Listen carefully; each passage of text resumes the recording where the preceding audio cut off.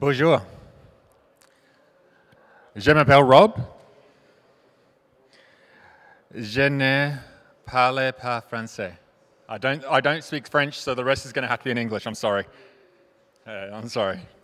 I'm going to talk to you today about the Pantheon product produced by Pegasus. We've just announced our 1.0 version of it last week, and so I'm going to share with you a little bit about Pegasus, about Pantheon, and how it works now, and some of our roadmap and the things that are coming forward with it. So for those of you that don't know, Pantheon is a new enterprise client written in Java, targeted to be, I guess, really friendly for enterprises to be able to use. So Pegasus, put up your hand if you've never heard of Pegasus. Okay, there's at least 2 people. So our goal with Pegasus is to make it so that Ethereum works in the real world for enterprise. I'm sorry. But I guess really just wanting to make sure that Ethereum is a technology that's going to work today and in the future, that the distributed future that I think everyone here probably believes in can be reached. And a part of that is going to be making it so that people feel comfortable with it as a technology. We've got a really good team of people in Pegasus. A bunch of them are here, a bunch of them aren't, probably more aren't than are. And we've got a really great team of people doing a mix of research and development and actual product development as well. So bringing that really great research experience, and some of us are like old guys like me that have been building software since last millennium, and sort of bringing that into the team as well. So we've got our product team, and so I'll be talking about the Pantheon product that we just released. The R&D team doing excellent work in some of the enterprise-y space, but also in the Ethereum 2.0. And so people are there. I won't dot them in, but some of our great researchers are here. And then we've got people working on standards. So making sure that the enterprise standards make sense. They're also getting involved a little bit in some of the Ethereum and how the core Ethereum standards can be written up and what the protocol looks like. Also getting wider involved in some of the more traditional kind of standards organizations like the IEEE and W3C for trying to make sure that I think the future is Ethereum, but the future also involves trying to have other chains talk to each other. And so a part of that is working out some standards to help facilitate some of that interop, and that's where our standards guys get involved. So Pantheon 1.0. 3 sort of big things. It's more, I guess, our 0.8 release that we had at DevCon was very much our mainnet focused release, and is working on mainnet. We're really excited about that. Our release that we did just last week was our first kind of more enterprisey release, and so the features that we talk about at the moment, 2 of those 3 are very much around the enterprise. So IBFT2. It's a custom consensus mechanism, a PBFT sort of based consensus mechanism that's great for sort of your consortium type networks.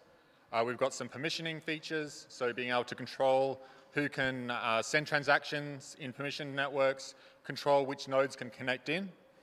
And then we've got a bunch of performance improvements as well. So that performance side is our main sort of place where we're working and continuing to iterate in terms of mainnet. I guess the other thing that we had in our release that we just had, we did Constantinople and Constantinople as well. And so the additional sort of operations and things that needed to be there to support that. So does anyone care about IBFT2? Yeah, some people do. Okay. So it's a protocol that gives fast transaction finality. It works well for a consortium network. You want to have maybe, I guess, the hundreds to thousands of nodes on the network with the ability to have maybe in the 10s to 20 sort of validator nodes. It's an improvement on top of, there's an IBFT protocol that's been produced as a part of the Quorum project. And so we've taken the excellent work that was there, looked at it with our research team, found a few sort of safety and liveness issues, and so have come up with an iteration on top of that work. And so there's an updated state machine, and it has similar performance characteristics to the original IBFT mechanism, which in itself was an iteration and an improvement that was sort of based off the clique POA mechanism. So it's PBFT based, it's in the clique IBFT family. Very much kudos to the Quorum team and to the AMIS team who produced the IBFT protocol. It's definitely a case of we're building on the shoulders of the giants that were there before us. There's sort of three messages that happen in a healthy IBFT network, and then a sort of recovery mechanism to make sure that it keeps working, which is the round change. So it's a protocol that supports up to, of the validator network, a third of the validators being Byzantine. And so sort of the corollary of that is that when you're coming to quorum on agreement on a block being a valid block, it requires 2/3 of the validators to agree on that state. So looking at the life cycle, oh, that's a terrible picture. The idea at a high level, if you see the sort of nice sort of diamond at the top making that decision, is saying, are you, as a validator, the current proposer? If you are, then your job is to propose a block. Then the other validators in the network will need to respond with a prepare message to say that they've prepared that block. Then at the end, there will be a commit process where if 2/3 of the validators all commit that block, it gets committed and pushed out to the chain as the next sort of valid block. That's kind of it. The other thing that's sort of happening behind the scenes is if you, for some reason, are not getting a valid block, there'll be a timeout that kicks in that leads to a round change and sort of resetting that process, choosing a new proposer, and keeping the protocol moving along.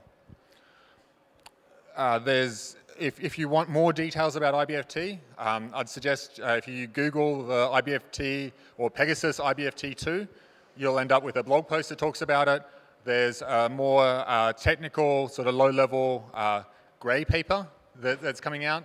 We've sort of figured that it's not really a white paper, it's not really a yellow paper, so our researchers called it a grey paper. So I don't know, maybe that'll be the next big thing. And so I guess there's a bunch of information at a varying levels of technical information about the IBFT2 protocol. The next area that we've done a bunch of work on is around permissioning. So within a consortium network, the partners and participants in a consortium often care about making sure that they can control who submits transactions to that network and also control which parties can join that network. And so we have both the parties to participate in the network is the nodes on the network. So we have node permissioning, and then the submitting transactions is accounts. And so we have account level permissioning. And then given that we've added in these two things and some APIs around them, we've also then added in authentication to our client and authorization around which APIs people are able to access. So that simple list of APIs that a user can interact with. That's our permissioning. The next sort of big thing that we've really been working hard on is the performance of the network. And so there's a huge number of ways that you can measure performance in an Ethereum sort of world. So block processing would be one. You can measure the how quickly do you sync up with the network is another way. Maybe some of the how many queries per second you can have against the client. So being able to do like an ETH call or a check balance type call against the client. And then also how quickly you can do the transactions per second coming into the network. So at the moment, we've started doing some of that work of measuring aspects of that. And it's going to be an ongoing thing that we have of both measuring and improving the performance of the Pantheon client. And we've seen initially a real improvement in syncing. And so one of the things that's sort of helping feed some of our performance work at the moment is looking at fast sync.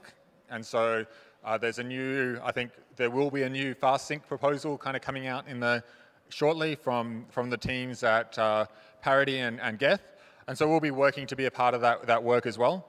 As we do our core fast sync, it's been really good for flushing out a bunch of threading and related type bugs in the client and getting us to a spot where we've got the overall performance happening better. We expect in our 1.1 release that we'll be able to say, yep, we've got an initial fast sync sort of implementation that's there, and sort of following on from that, being able to say, yes, we run well now as a full node, not just an archive node. So that's kind of where we are. We had those sort of big things that happen in our 1.0 release. Got a bunch of stuff that I think kind of gets me a bit more excited. Like we've kind of now entered the game and are at that basic level of working as an Ethereum client. The more exciting stuff is what we're doing next and what our improvements are going to be. So I want to share a little bit about our roadmap. Before I do, just want to highlight that we really see being product-driven as a really important part of our product. So making sure that we are meeting the needs of, I guess, our customers and the people that want to be using us. And that's, I think, within the enterprise Ethereum space, can be actually a little bit of a differentiator where a number of the other clients that are out there targeting the enterprise needs end up meeting their own needs first, and then maybe kind of listening to customers a little bit, but their use cases are really coming from their own needs first. And so we're just a protocol team, and so very much about talking to customers and working out what their problems are, and then coming up with the best solutions for their problems. So what's happening? So we've done our 1.0, and we can look forward to our 1.1, and I'll talk some more about some of the things in between 1.1 and 2.0. So within our 1.1, the key things that we'll be announcing is a new privacy solution. And so we've been working in partnership with the team at Web3 Labs to help make that happen. And yeah, it's coming out really well. And so that's a solution that, again, is learning from the way that Quorum's privacy solution has been done and providing some incremental improvements on it initially, but also giving us a great foundation for a really great, I think, path between our privacy solution and like a sidechain world. So there's a clear path between what we're going to be initially releasing in 1.1 and where we end up in the future with pulling in the research work that our researchers are doing on sidechains. Within our 1.1, the other thing that we're sort of excited about is talking about moving our permissioning solution to storing its state on-chain with smart contracts. And that gives the ability to keep the whole network in sync with its permissions. And it's, that's actually, I think, a pretty foundational thing. And as I've been talking to people, that's like the thing that they sort of say, yeah, you got permissioning, but you got to manage on each node. That's a bit rubbish. Moving it on-chain actually puts us in a spot where we're giving the permissioning solution that actually we wanted to get to as quickly as we could. And the vision that we released in 1.0 was kind of a stepping stone on the way. And adds value and is a useful thing, but the smart contract-based approach, I think, is definitely the way forward. As we look between that 1.1 and the 2.0, there's a sort of few main areas that we'll be looking at. So on the mainnet side, looking at the continuing work on our fast sync sort of protocols, pulling in the hybrid fast sync work that's being worked on by the teams at Geth and Parity. We also, I guess, getting involved with some of those conversations as well. We'll also be looking at, on the mainnet sort of side, looking at the Istanbul fork, which is coming out, sort of scheduled for October. I can't say it's coming out. I need to say it's scheduled because that's, the way these things work. And I guess continuing to make sure that we're looking at our performance characteristics of our client. So one of our big things now is looking at the transactions per second and the queries sort of coming in. We've got a couple of benchmarks that we're looking at to work with there. Looking to probably get involved with some of the work that the White Blocks team are doing in terms of measuring clients and use that as a way of helping to make sure that our quality and performance of our client is of the right standard. As we look forward, we can see that continuing to look at different consensus mechanisms with different properties for different sizes of networks is going to be a really important thing. Looking at side chains is another area that in the enterprise space makes a lot of sense. And then also looking at pulling in the great work that's being done with our Ethereum 2.0 kind of research and seeing how that pulls across to, I guess, the core kind of Pantheon client, making it so that you could probably run like a command. You know, my dream is to have a Pantheon -- beacon chain kind of command, and we'll have a beacon chain that's running as a part of Pantheon. The other parts of that work that are exciting maybe in an enterprise context, thinking like the libp2p work that is important for the beacon chain to support. That starts to then be something that you could probably surface in an enterprise context earlier than maybe it might make it out onto the mainnet. EWASM is another example that maybe it makes sense to be on an enterprise side first. Diving deeper then into a couple of these things and our roadmaps. So the JSON RPC-based permissioning that we've already mentioned, moving to smart contract-based, moving to more of a fine-grained permissioning sort of mechanism in the 1.2, probably looking at a RBAC sort of permissioning model, so role-based access control, and then looking at the enterprise integration. So once you start thinking about identities and those kind of concepts, you start to think, okay, yep, I'm in an enterprise, I've got Active Directory, I've got LDAP, I need to hook into those. Our privacy work, it's not impossible to read.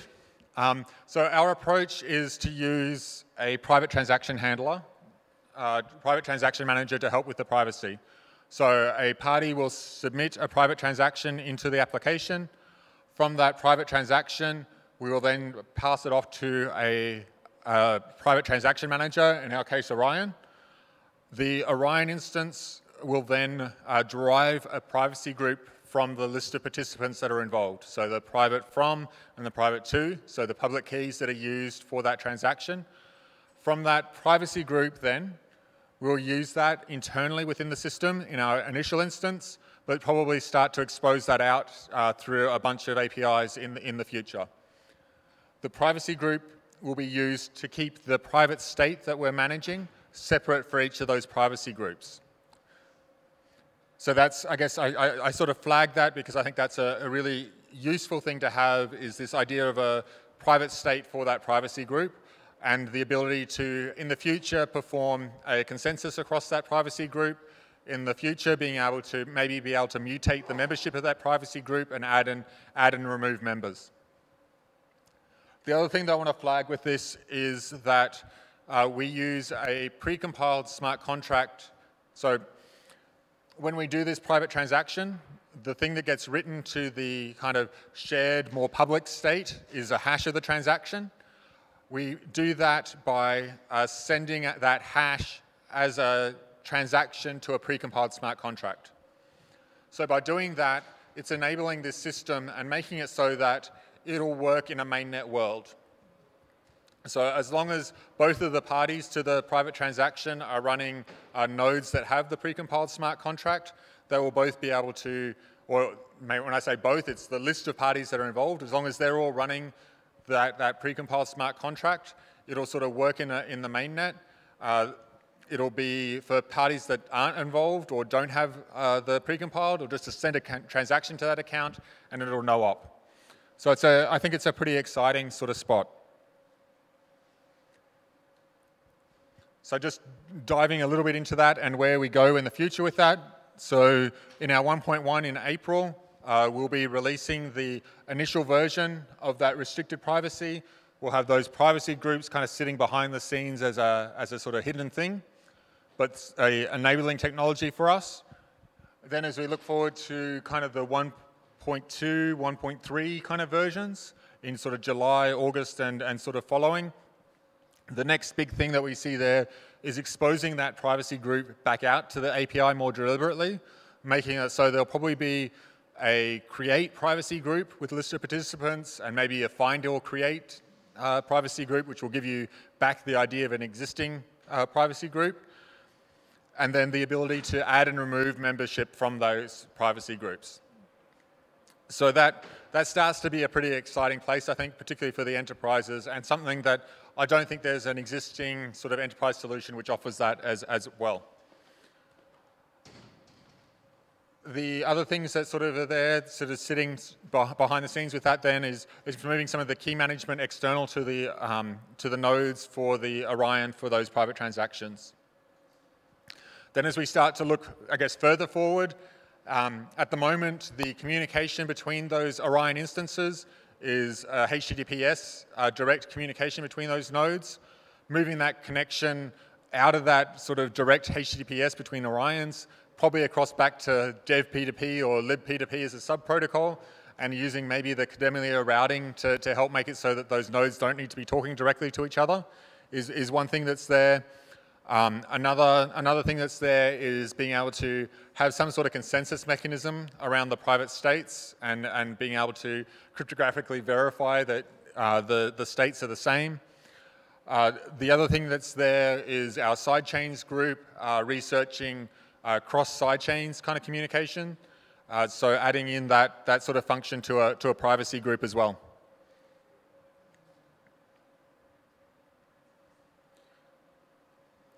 So our long-term sort of roadmap and vision is really to move from right now, you kind of have these consensus consortium networks that are sort of actually really in the early days of pilots and proof of concepts to moving forward to they actually are running proper consortiums that are working there, to a world where your sort of private and consortium things are actually more in the background, and mainnet is where all the action is. And that's where everything's at. Maybe people will have some things that they're doing privately and keeping to themselves in some sort of consortium, but that's more to support the open sort of distributed world. Pulling in, so the way we get there is we need to make sure that those consortium networks work really well. And so working on with the Enterprise Ethereum Alliance, the EEA, to help make sure that there's a great sort of system in place there, the 3 Ps of privacy, permissioning, and performance or custom consensus mechanisms is working really well. Getting sidechains working well is sort of in that path. There's the Ethereum 1.x sort of world, where there's the things like the state sort of fees and state pruning, as well as the EWASM sort of precompile sitting in there as some of the areas that are probably happening in the Ethereum 1.x world. And then looking forward to Serenity and the amazing work of the Ethereum 2.0 people. So getting that phase 0, phase 1, phase 2, hey, we've got a great, scalable, amazing blockchain. So I think pulling those into the sort of the Pantheon client, and I think that's where Pantheon ends up with, is a great client for both the Ethereum 2.0 sort of scaled 1,000 times system and making it work really well for the enterprise world as well. Hopefully I've hit the right time, but does anyone have questions?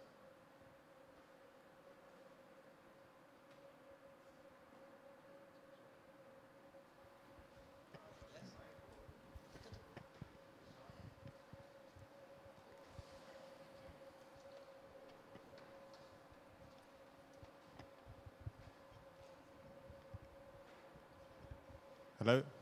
Hey, Rob. Great presentation. You mentioned a bit about benchmarking Pantheon. I was wondering, could you disclose like how much faster it is than Geth parity? So right now, so the question was benchmarking of Pantheon and how it performs against the other clients. Is that, yeah? So at the moment, we're probably in the same kind of league as the other clients. They have that advantage. I guess Parity and Geth have been around for long enough that they've had, a few goes at making them faster. We're kind of new and getting some of that happening now. So we're in the same kind of area. The formal benchmarking we haven't got yet. and that formal kind of comparison. But what our benchmarking has been great for so far is making sure that we actually are tuning the right things. And so, you know, there's that premature optimization is the root of all evil, as Knuth said. And we've actually, by having our benchmarks in place, we found actually a number of times where, oh, let's just try this thing. Surely, if we optimize the RocksDB database, things will go so much better. And it didn't. So it's been really great for having those experiments to show, here's how we actually do impact performance, and here's where the real wins are.